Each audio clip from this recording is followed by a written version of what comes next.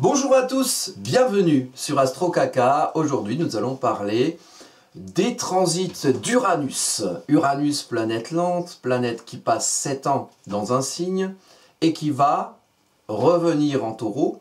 Pour un dernier passage, ça démarre le samedi 8 novembre 2025. Uranus repasse dans le signe du Taureau jusqu'en avril, fin avril 2026 où Uranus va entrer définitivement, ou du moins pour un temps de 7 ans, dans le signe des Gémeaux. Donc on a un dernier passage d'Uranus en Taureau. Uranus, planète des évolutions, des innovations, de la conscience individuelle, de la manière de faire valoir sa propre voix, sa manière de se comprendre dans son individualité, dans son originalité, dans sa singularité. Uranus, planète lente, mais planète tempétueuse, le dieu des tempêtes, Uranus. Uranus, planète de feu, certains diront planète d'air, ou du moins feu et air, puisque ce sont les orages. C'est une énergie électrique qui, quand elle est aspectée comme par certaines planètes, par exemple Mars, qui est une énergie de feu d'impulsion, peut amener des effets un peu électriques et un peu soudains, ce qui est paradoxal pour une planète lente, qui néanmoins reste une toile de fond d'évolution. Et cette toile de fond d'évolution a transité l'énergie du Taureau, énergie de la Vache, énergie du Précaré, énergie où on est posé, énergie vénusienne, énergie où on doit apprendre à s'ancrer, à être force tranquille, pour être bien, pour se sentir valorisé, pour s'ancrer dans ses valeurs, faire valoir ce qu'on aime être et être solide et travailler sa terre ainsi, de manière bienveillante, vénusienne, épicurienne, fiable, affable, durable, Taureau. Donc depuis les 7 dernières années, donc nous sommes aujourd'hui en 2025, Uranus est rentré en Taureau d'abord en 2018, galop d'essai, puis en 2019, pendant 7 ans jusqu'aujourd'hui. Uranus est venu souffler la tempête dans le cul du Taureau. Le Taureau, l'énergie du Taureau, c'est une énergie où il s'agit de se poser. C'est un tracteur. C'est long à démarrer, mais c'est fiable une fois que ça a démarré. Et puis après, du coup, c'est long à freiner. Ça freine moins vite qu'une moto. Donc il y a ce poids, et ce poids nécessaire, cet ancrage terrien. Mais effectivement, cet ancrage peut être un poids, une terre qui ensevelit, et le rôle d'Uranus est justement de bousculer certaines habitudes en Taureau. Uranus en chute en Taureau. Donc une planète qui est en chute dans un signe, c'est un nécessaire travail en conscience, donc l'inverse de la passivité, être actif, pour lier l'énergie d'évolution uranienne, innovation, le mouvement, la dynamique, le feu, et la bienveillance dans ce dans quoi on s'ancre en Taureau. Et il faut lier les deux parce que naturellement les deux ne se lient pas. Le Précaré, la vache qui broute son herbe, qui est tranquille, et la tempête qui arrive, la vache elle va être un petit peu moins tranquille. Et puis la tempête, qui elle veut que ça bouge, elle veut qu'il y ait du mouvement, Uranus, elle va s'emmerder avec la vache parce que la vache quand même elle est solide, elle tient longtemps. Donc on peut quand même rester ancré dans certaines habitudes qui parfois peuvent devenir de fixité.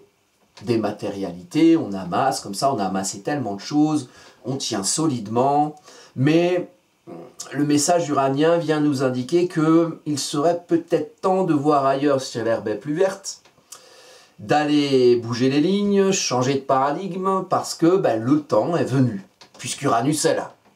Et si le Taureau tient longtemps, plus il tient, plus sa situation, son précaré, ou plutôt moins il sera valorisant, plus ce sera pénible d'être là. Moins l'herbe sera bonne, moins l'herbe sera grasse, et plus la tempête aura fait son œuvre pour un petit peu bousculer et faire que ce précaré est de moins en moins paisible et bienveillant. Donc au bout d'un moment, la vache, elle sera quand même obligée de quitter son précaré, de bousculer certaines habitudes. Alors, par exemple, on prend cette période, 2018-2019, à aujourd'hui 2025. Donc Uranus est passé une première fois en Gémeaux le 7 juillet 2025, Donc on a aussi eu, on va en parler, une manière ici de comprendre l'effet uranien en Gémeaux. Gémeaux, c'est l'utilisation de l'élément R, c'est comprendre, c'est réfléchir, c'est s'expliquer, c'est traduire, et puis c'est communiquer, c'est véhiculer, passer le message. Donc on a eu des informations depuis juillet, hein, suite au passage d'Uranus en Taureau. Mais maintenant, suite, après avoir un petit peu peut-être eu l'occasion de comprendre des choses différemment, ou de communiquer différemment, ou de voir un monde, de comprendre un monde qui lui-même se comprend différemment, qui nous communique des infos différemment, ou qui nous amène des informations nouvelles. Fort de ça, de ce transit d'Uranus en Gémeaux, eh bien on revient en Taureau, et puis on voit mais comment depuis 2018-2019, on fait le bilan, comment on a bougé dans nos terres, dans nos fixités, dans nos ancrages précédents, dans nos habitudes, et pour pouvoir ensuite aller de l'avant à partir de la fin avril 2026 et un passage d'Uranus en Gémeaux à partir de là pour 7 ans. Donc, bilan 2018, 2019 à 2025. Quoique, qu'est-ce qui s'est passé? Bon, on a eu évidemment, hein, collectivement, internationalement, toutes ces affaires de Covid qui nous ont fait considérer différemment les manières de nous ancrer dans la terre, dans la matière. Puisque ben, physiquement on a mis des slips sur la tête, on a été enfermé chez nous, on ne considérait pas ça comme possible même un an avant, vous voyez, donc innovation, le précaré, nos habitudes, ça bouge. Il y a des phénomènes internationaux de, on va dire, crise financière plus ou moins cachée, hein, la matière, la valeur, donc le taureau c'est aussi ça, hein, c'est le concret, c'est aussi les bras, les jambes, c'est aussi le corps. On a eu donc l'inflation, des affaires de, tiens, d'un coup des guerres sont possibles, hein, guerre en Ukraine, guerre Israël-Gaza, quasi-guerre à l'occasion du carré entre Saturne et Jupiter en mi-juin dernier. Hein. L'Internet a de la mémoire, en tout cas moi j'en ai un petit peu. Il a failli y avoir une guerre nucléaire. Iran, Israël qui se balancent des missiles, hein, quand même, de manière frontale, ce qui était inenvisageable peu de temps avant. Donc, vous voyez, tendu un petit peu, tension. Donc nos précarés, nos habitudes, elles changent. Et vous, dans vos vies personnelles, dans nos vies à chacun, ben pareil, nos précarés ont bougé. Uranus, c'est la planète des divorces. Hein, ça tranche, c'est du feu, ça amène à faire différemment derrière. Ben, il y a effectivement beaucoup eu de ruptures, des changements de vie aussi, notamment pour nos amis qui ont des placements forts en taureau, type le soleil, voilà, le soleil, un Uranus sur le soleil, en général, il y a les 3 passages, et puis ensuite, après les 3 passages, il y a un changement de vie quelque part, en tout cas un changement de ce qu'on montre. Vous voyez, moi je suis un soleil en taureau, c'est là que j'ai créé Astro Kaka, parce qu'avant la chaîne est là depuis 2021, c'est sur le passage d'Uranus sur mon soleil par exemple. Vous voyez, du coup, bah, on me voit différemment, en tout cas on me voit ici où on ne me voyait pas forcément avant. Donc, des innovations, des évolutions, des choses qui ont bousculé nos précarés. Ce qui est très intéressant ici, c'est qu'on est dans ce passage, dernier passage en taureau, d'Uranus, on est dans une force de traduction, de conscientisation, de recul rationnel, puisque Uranus, depuis le 7 juillet 2025, a transité dans le signe des Gémeaux. Et on a pu voir et constater des informations différentes nous arriver, des manières de communiquer différentes, par exemple dans le collectif. Je ne vais pas passer dans les détails, mais la façon de partir, par exemple pour la France, je parle de ce que je connais, si vous avez des témoignages au Canada, en Belgique, au Japon, ou je ne sais où, sur des évolutions dans les manières peut-être institutionnelles d'amener des informations ou des mouvements politiques ou sociaux qui se sont passés dans la période de juillet à novembre, donc 8 novembre, samedi 8 novembre 2025, entrée à nouveau d'Uranus en taureau. Donc, nous, on a eu par exemple une manière, sans rentrer dans les détails, Bayrou en France, le Premier ministre, la façon de partir, elle était différente de d'habitude. Voilà. Un truc à son initiative, avec un nouvel article de loi, enfin pas utilisé d'habitude, Le gouvernement qui a suivi, bah, assez innovant, avec un premier gouvernement de 14 heures. Voilà, ça va vite, hein. C'est Uranus, hein, ça va vite. Et des nouvelles façons de faire. Là, je vous donne que 2 exemples à la con, mais il y en a plein d'autres. Et vous, peut-être dans vos vies, ben vous avez peut-être eu besoin ou envie, ou vous avez eu de nouvelles informations qui vous ont amené à comprendre les choses différemment et avoir besoin peut-être de faire valoir votre voix individuelle, de qui vous êtes différemment. Sachant que Uranus maîtrise le signe des Verseaux, du Verseau, et en Verseau, il y a Pluton, depuis 2023 globalement. Hein, et on a vu plein de moyens de communication nouveaux arriver, les IA, intelligence artificielle, lunettes connectées, robots, que sais-je, plein de nouvelles choses qui arrivent. Petit mouvement de révolution dans la manière de pouvoir, de nouveaux outils pour pouvoir comprendre cette réalité des structures concrètes, des réseaux, des systèmes interactionnels autour de nous.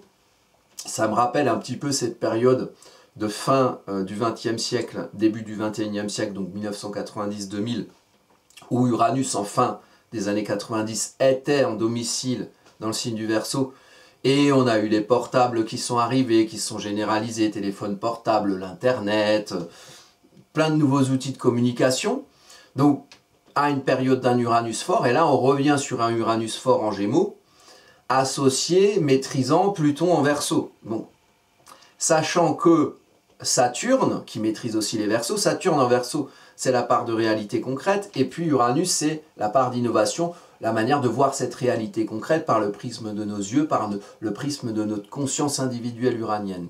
Et bah, il se trouve que Saturne, qui normalement contraint le temps long, hein, il est en chute en Bélier. Alors là, il est repassé en Poisson, mais il va repasser en Bélier en début d'année, en février 2026, juste avant de rejoindre Neptune.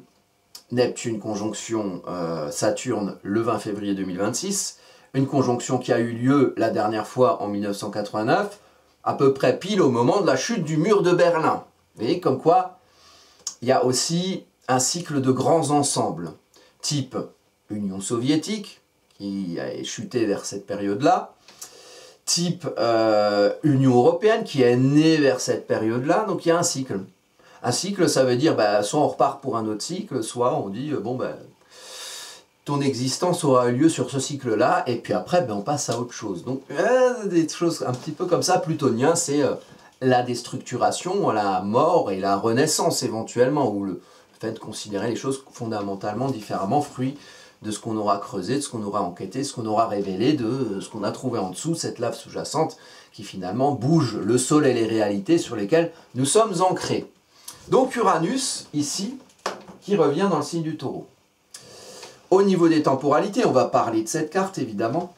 Au niveau de la temporalité, la conjoncture de l'année, Uranus va rétrograder jusqu'à 27 degrés 28 du Taureau.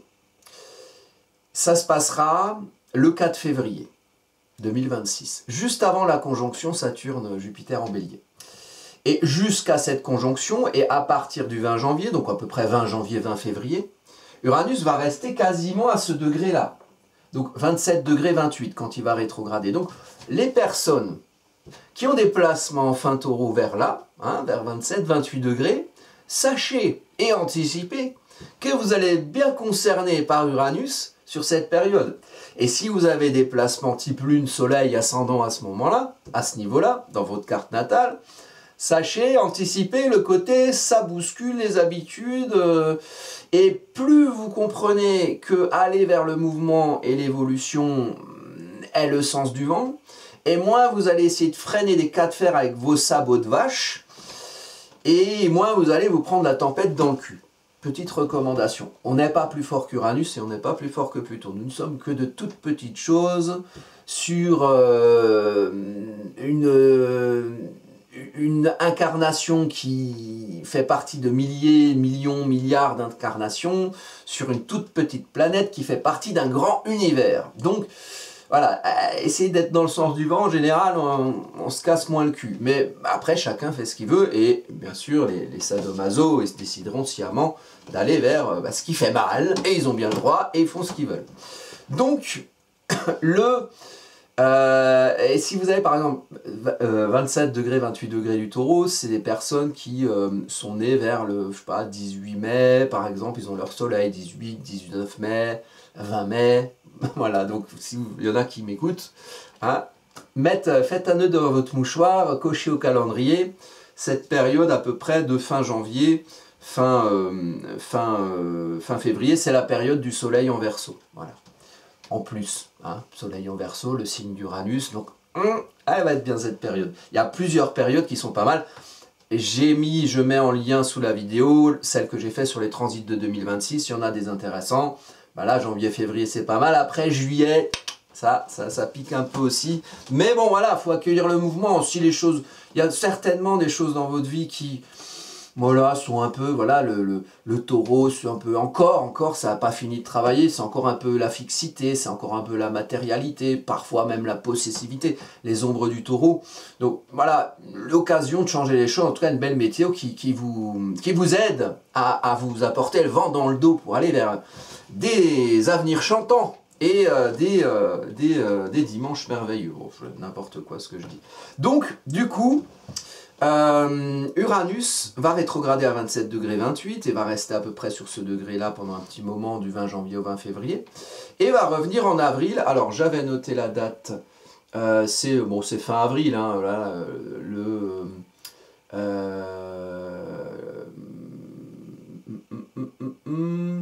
4 février et le 25 avril, voilà, j'avais fait les cartes. Donc le 25 avril, Uranus repasse dans le signe des Gémeaux et va y passer 7 ans, hein, globalement jusqu'à 2032. Donc on a le temps de bien apprécier cette évolution des moyens de communication, des façons de comprendre, des informations nouvelles, de l'usage de l'élément R avec Uranus en Gémeaux. Mais parlons de ce qui nous concerne, puisque Uranus revient en Taureau. Au moment d'un dernier bilan, qu'est-ce qui a changé depuis les années 2018-2019? D'ailleurs, la première entrée d'Uranus en Taureau,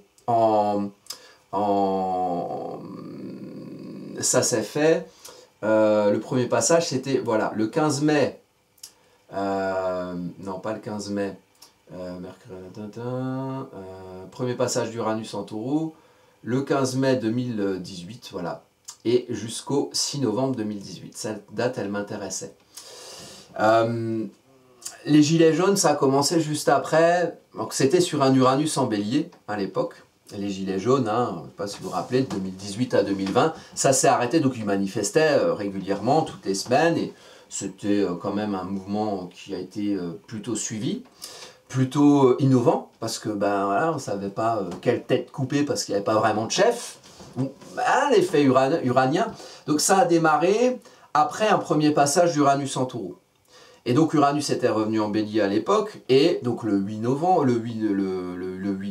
ou juste avant le 17 novembre, le premier mouvement des Gilets jaunes. Et les Gilets jaunes se sont arrêtés au moment du Covid, parce qu'il y avait encore, et ça on ne s'en rappelle plus trop, il y avait encore des manifestations toutes les semaines. Le mouvement a été tué par le Covid quelque part, hein, d'enfermer les gens. Donc, voilà, je ne sais pas si ça aurait encore duré derrière, mais bon, c'était intéressant. Et puis ensuite c'était le 6 novembre, non pas le 6 novembre, le 6 mars 2019, Uranus était passé définitivement, du coup, enfin pour 7 ans, dans le signe du Taureau. Peut-être ces dates vous évoquent quelque chose.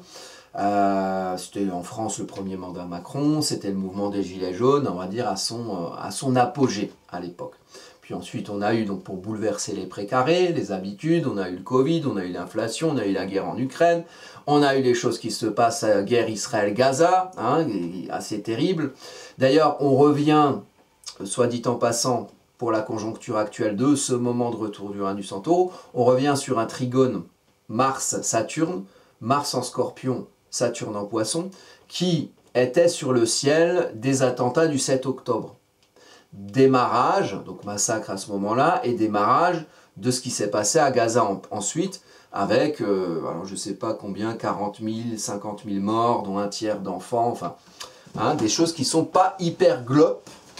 Donc peut-être des évolutions aussi par rapport à ça. Ben, on a vu que récemment, là, il y a eu quelque chose qui s'est passé, et j'irai pas apporter ma sauce sur qu'est-ce qui est bien, qu'est-ce qui est pas bien là-dessus, même si j'en pense pas moins.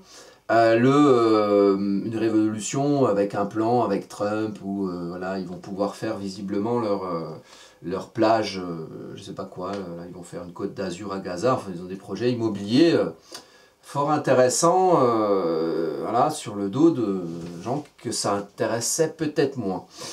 Et donc du coup, on est sur ce contexte-là, on va arriver sous l'égide, et ça c'est très intéressant, quand Uranus passe en Taureau, on est sous l'égide, et j'en ferai une vidéo également, d'une pleine lune en Taureau, donc un éclairage de l'énergie du Taureau, donc pleine lune en Taureau, avec aussi un soleil en Scorpion. Alors, ça c'est intéressant d'en parler, parce que le Taureau, on peut considérer que le Taureau c'est aussi le Scorpion. Tout ce qui est en haut est en bas, tout ce qui est en bas est en haut, c'est comme un grand signe. Et tous les signes qui s'opposent peuvent être considérés comme un grand signe. Parce que le Taureau, le précaré, la terre qu'on travaille, qu'on cultive pour qu'elle soit fertile, pour qu'elle soit printanière, les bourgeons bourgeonnent, les oiseaux oiseautent.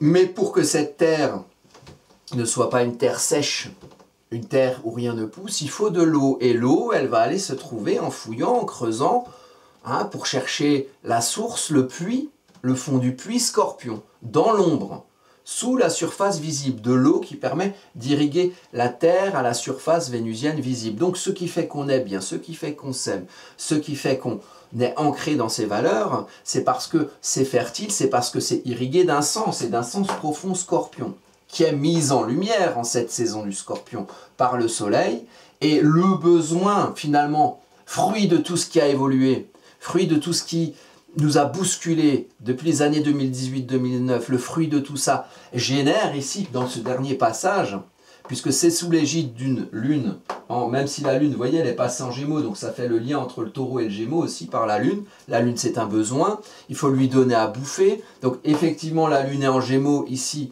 donc au passage d'Uranus en Taureau, donc ça veut dire qu'il y a un besoin de comprendre, il y a un besoin de traduire, il y a un besoin d'être au clair. Il y a aussi un besoin d'être au clair sur ce qui se transforme, maison 8. Il y a besoin d'être au clair sur ce qui a été reconsidéré, le comprendre, qu'est-ce qui a changé, où est-ce qu'on en est aujourd'hui. Vous voyez, le traduire quelque part, pour pouvoir ensuite faire comprendre à d'autres, dans le monde dans lequel on vit, ce qui a changé, notre nouvelle considération des choses, et notre nouvelle manière d'utiliser l'élément R, peut-être de communiquer, peut-être de se comprendre dans un monde qui change et qui bouge. Mais la pleine lune, sous l'égide de laquelle se situe cette date donc du samedi 8 novembre 2025, entrée d'Uranus en Taureau, c'est une pleine lune en Taureau. Donc il y a un besoin de se poser, il y a un besoin de trouver ce précaré, puisque si on allait voir ailleurs si l'herbe est plus verte, c'est bien qu'on cherchait de l'herbe verte, c'est bien qu'on cherchait une terre de printemps, c'est bien qu'on cherchait à s'aimer, à se valoriser sur une terre nouvelle qu'on travaille, fruit des reconsidérations de l'ancienne. Donc beaucoup de choses nouvelles, terriennes, concrètes, sont à penser, sont à comprendre et sont à ancrer. On s'ancre dans quelque chose de nouveau. Hein, c'est paradoxal parce que le Taureau, lui, il aime bien que ça reste pareil, mais un Taureau aspecté par des planètes de feu, par exemple, même vous dans votre thème natal, si vous avez des planètes de feu c'est Mars, c'est Uranus, c'est Pluton. Si vous avez ça dans des signes vénusiens, Balance ou Taureau, c'est que ces énergies de valorisation demandent à être mises en mouvement dans votre incarnation parce que vous faites, parce que vous dynamisez, parce que vous faites évoluer, parce que vous reconsidérez. J'ai cité les énergies Pluton, Uranus, Mars. Et en Cancer aussi. Cancer, mais Cancer c'est émotionnel, c'est les zones de confort, les habitudes émotionnelles et affectives, le fait de se sentir comme dans ses petits souliers avec soi-même, se sentir en phase avec soi-même, se sentir comme à la maison avec qui on est, là où on a évidemment le Cancer dans le thème, ou la Balance dans le thème, ou le Taureau dans le thème, en quelle maison? Ici, on est en maison 7.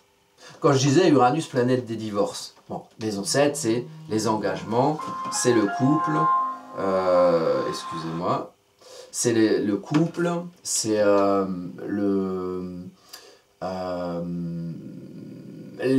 la projection de soi à l'autre, ce qui est en face de soi.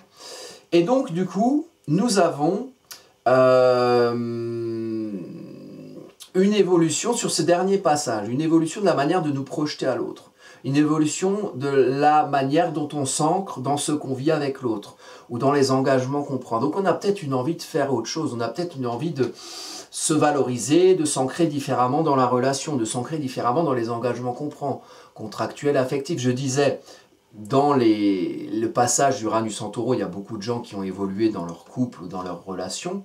Il y a aussi beaucoup de gens qui ont évolué dans les engagements qu'ils ont pris ou dans leur travail, dans leurs travaux, dans le travail qu'ils faisaient. Engagement contractuel, vous voyez, les partenaires, les associés, hein, les gens avec qui on est lié, avec qui on est engagé. Donc, ça souligne un petit peu ça, le contrat. Le contrat social, pourquoi pas, hein? Sur quelle base rationnelle, logique, se fait sur contrat social, qui génère un ancrage, qui génère une manière dont on est posé, hein, dans ce qui est régi par ce contrat social, ou ce contrat relationnel, ou ce contrat matrimonial, ou ce contrat de travail. Hein? Pensez la logique de valorisation. Et si on n'obtient pas la valorisation, pensez la logique de dévalorisation. Et voyez vers quoi vous voulez aller, ou sur quel précaré, ou vers quelles herbes plus vertes, vous êtes amené à évoluer. Donc là, ici, on a Uranus, donc j'ai entouré ça. Maintenant, Uranus est en Taureau, donc forcément un lien avec Vénus. Et Vénus est en Scorpion, en face, en maison 12. Là, c'est le en soi. C'est s'aimer à l'intérieur. C'est s'aimer dans ce qui fait sens, dans la gestation du sens qu'on donne à qui on est, spirituellement même, ses inspirations, voilà. Et Vénus valorise le Scorpion. Donc il faut fouiller, il faut chercher. À la limite, il faut aimer fouiller, il faut aimer chercher. Il faut aimer comprendre pourquoi, le pourquoi du comment. Et donc on retrouve aussi, ça c'est très intéressant, dans cette même maison 12 de cette carte, avec un ascendant Scorpion, apprentissage Scorpion, donc on se représente comme celui qui va aller chercher dans les profondeurs une vérité de qui il est, au-delà de ce qui trouble l'eau. Au-delà de ce qui trouble l'eau, pour retrouver la vérité de ce qu'est l'eau. L'eau, c'est les vérités émotionnelles, le sens profond par lequel on est amené à se représenter, à accoucher de soi à l'ascendant. De la maison 12, le en soi, on accouche à l'ascendant et on se représente en tant que soi en maison 1. À l'intérieur, on va chercher l'amour, on va chercher à s'aimer, on va chercher à aimer ce qu'on ressent, ses inspirations, ses intentions, ce qui fait sens pour soi, le pourquoi du comment. Hein, on va essayer de trouver finalement, de lier avec Vénus qui maîtrise cet Uranus qui revient en Taureau, de lier ce qui fait sens en soi, une vérité profonde, et puis ce qu'on vit avec l'autre, la terre concrète, à la surface. Et le soleil, lune noire. Toujours pas mal d'avoir une énergie planétaire près d'une lune noire, d'autant plus qu'elle est en Scorpion, l'ombre du signe de l'ombre de ta main, l'ombre de ton chien. Donc ici, il y a quelque chose qui à l'intérieur peut nous empêcher d'être en vérité avec nous-mêmes, des influences, des ambiances comme ça, des rapports de pouvoir qui nous disent à notre place qui nous sommes, qu'est-ce que nous ressentons. Vous voyez, le côté pervers narcissique, le côté harcèlement, le côté, vous voyez, hein, on est dans des trucs, il y a quelque chose qui nous empêche de nous penser nous-mêmes, c'est très psychologique. Hein, le rapport à soi, la vérité de qui on est, aller la chercher, aller la creuser, aller la révéler d'abord à soi-même. Et quand on a une planète près de la lune noire, c'est très bien. Et quand on a le soleil près de la lune noire, c'est super parce que c'est la lumière en plein jour. La lumière en plein jour sur l'ombre de l'ombre. Donc on y voit clair sur cette ombre. C'est quoi? C'est quoi? On va au fond du puits, on va voir avec sa lampe de poche. On soulève les petits cailloux. Bonjour monsieur, bonjour madame, les petits asticots qui étaient là, je vous avais pas vu. Hein, voilà, on prend conscience de ce qui existe en nous, de ce qui ne va pas, des choses auxquelles on aurait pu être habitué éventuellement. Et puis, il y a la question du soleil, la confiance en soi et la confiance en le fait d'être capable d'aller chercher ces ombres et d'être capable de trouver cette vérité pour pouvoir ensuite en irriguer cette terre. Donc c'est super.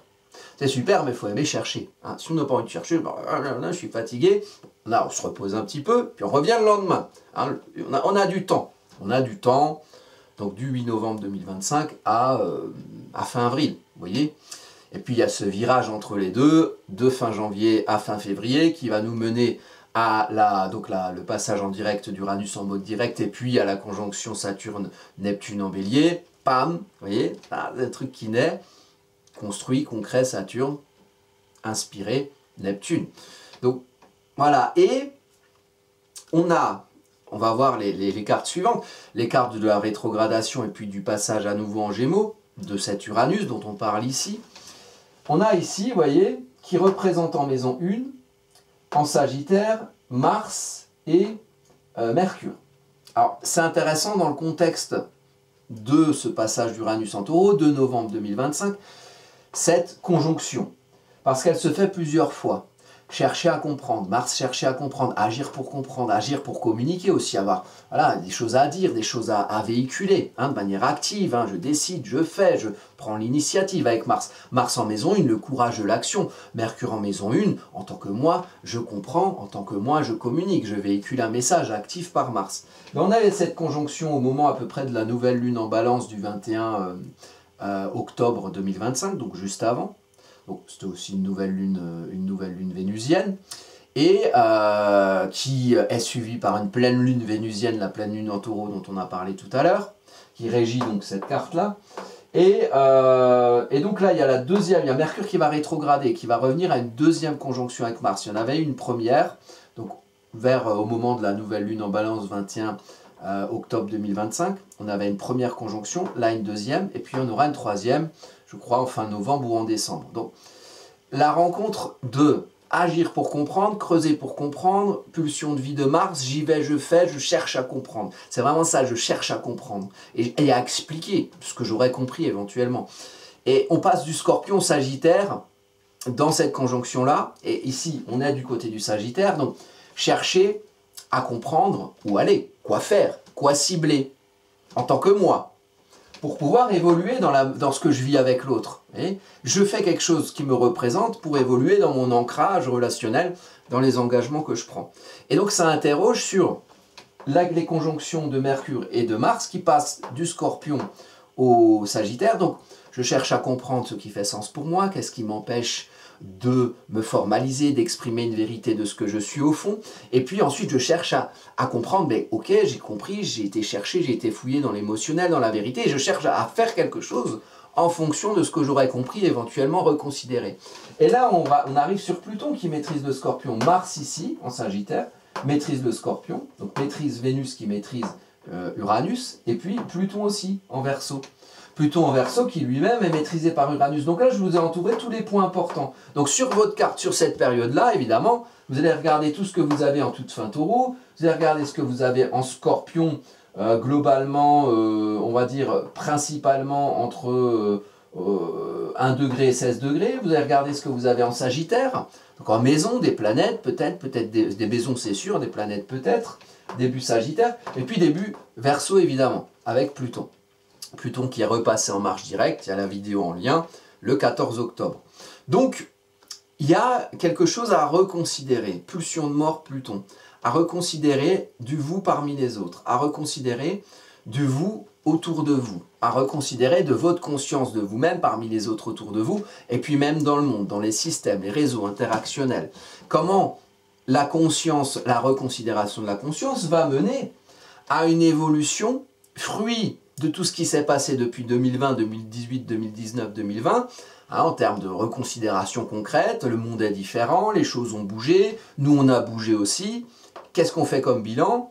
Et fruit de toute cette reconsidération, où est-ce qu'on veut aller aujourd'hui, dans quoi on veut aller s'ancrer, pour se valoriser dans une vérité de qui on est, en se représentant dans un « je vais par là, la direction, je prends ma direction au nom de mes églises et je vais vers des au-delà ». Le monde bouge, vous aussi. Vous n'êtes pas obligé de faire la même chose que ce que le monde fait. Mais vous allez devoir vous intégrer à cette réalité de ce qu'est le monde autour de vous. Puisque vous n'avez que 2 bras et 2 jambes, et voilà, il y a des gens autour de vous, il y a un monde et ses lois, et que vous n'êtes pas des X-Men, donc à un moment donné, on est obligé de s'adapter à des choses qui existent. Mais on n'est pas obligé de se suradapter ou de se conformer. Vous voyez? Et c'est là que l'originalité uranienne intervient. Le prisme de vos yeux va amener qui vous êtes vous potentiellement, à pouvoir vous ancrer dans quelque chose qui vous valorise vous, au sein de réalités avec lesquelles vous n'êtes pas forcément toujours d'accord.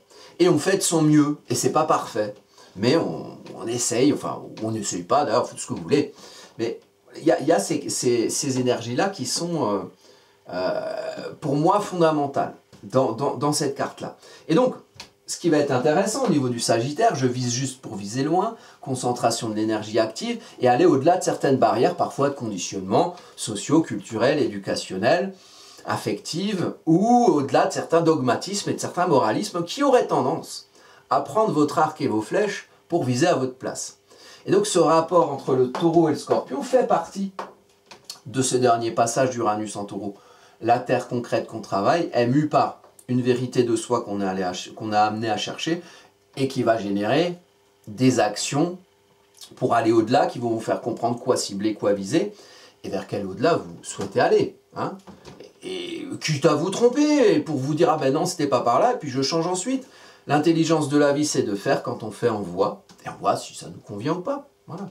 Donc, les cartes suivantes, vous voyez, retenez l'ascendant. Donc là, on est sur un ascendant Scorpion. On a Mars à 2 degrés. Quand on arrive sur la carte du 4 février, donc c'est Uranus qui repart, 4 février 2026, Uranus qui repart en marche directe. Ascendant à 1 degré du Sagittaire. On en fera une vidéo de cette carte-là, mais c'est intéressant de considérer qu'il y est sur Mars de la première carte. Donc ce qui a été fait, ce qui va être fait dans cette période de novembre, activé par vous, peut avoir un écho sur ce qui est à apprendre sur l'orientation de la carte de cette rétrograde.